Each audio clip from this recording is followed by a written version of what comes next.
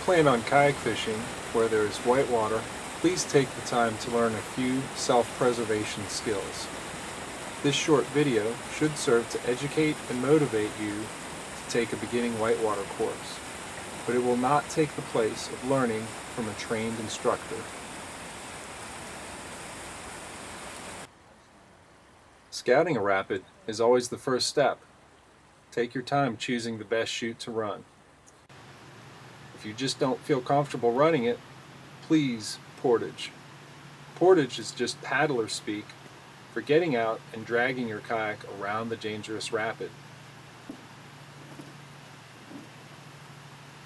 If you feel any peer pressure to run a rapid beyond your comfort level, a quick tally of the dollar value of fishing gear in your kayak should serve to defend your pride.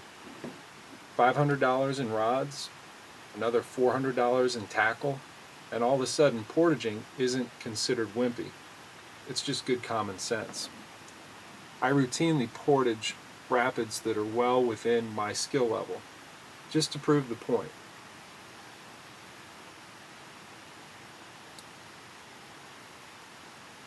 Guys, when we run rapids like this is probably not even a class 1, but there is still some danger to it.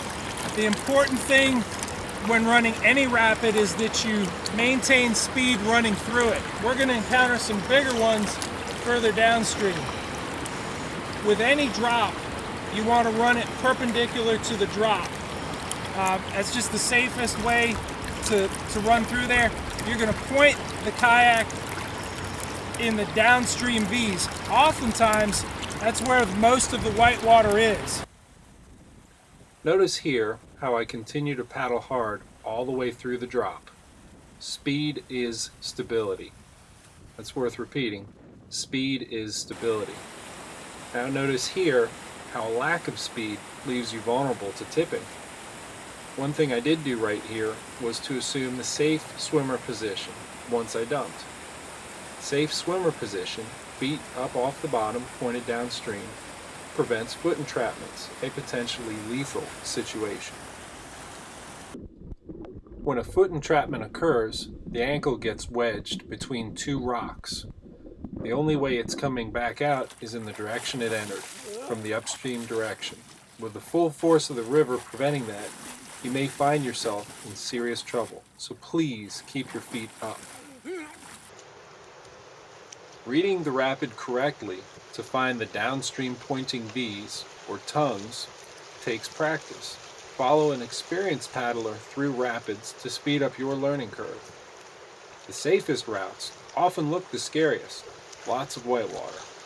The most dangerous places to run a rapid look like a flat horizon on the water, without any whitewater visible. Go where most of the water is funneling and go hard. Expect to crash into rocks when running rapids. The reaction you have when hitting a rock determines whether you dump or not. It is human nature to lean away from the rock that startled you.